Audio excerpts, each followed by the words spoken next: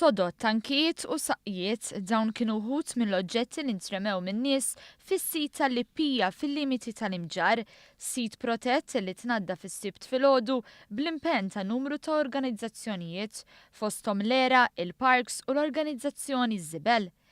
Iż-żgħażagħ mill-organizzazzjoni Żibel esprimew id-diżappunt tagħhom lejn id-disrispett ta' nies li lesti jħammġu l-ambjent ta' madwarhom u sostnew il-bżonn ta' aktar għarfien u edukazzjoni. Għaliex ħafna mill-affarijiet li sabu mormija f'dan is-sit faċilment setgħu jiġu riċiklati u użati għal numru ta' drabi oħra. Aħna li interessana biss huwa l-ambjent u li jibqa' naturali. Dawn l-affarijiet li taraw warajna mhux posthom fl-ambjent assolutament, and that's our own interest, ġifieri. Kemm fl-art, kemm taħt l-ilma. Ma' dawn ingħaqad il-Ministru għall-Ambjent José Herrera li saħaq li rimi bla doġġ bħal dan mhux se jiġi tollerat u se jkun hemm infurzar sħiħ fuq il-protezzjoni tal-ambjent. Stqar li fi żmien li ġej se jitħabbru inizjattivi li permezz tagħhom ser tkompli tissaħħaħ il-protezzjoni tal-ambjent.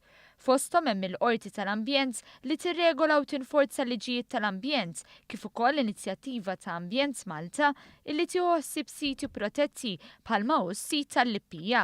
Tiegħi huwa in-nies illum huma ferm aktar emanċipati, ferm aktar aġġornati fl-importanza tal-ambjent u allura nħeġġeġ li l-poplu Malti jaraf kemm importanti, kemm indispensabbli li f'żminijiet tal-lum fejn hawn dal-istress kollu fuq l-ambjent jobdu liġijiet tal-pajjiż u ma jħammġux u ma jirvinawx il-wirt naturali tagħna. Finalment dan il-post tnaddaf biex kompli tixel is-sbuħija ta' dan is-sit u l-madwar dejjem bit-tama li ma jerġax ikun vittma ta' rimi irresponsabbli.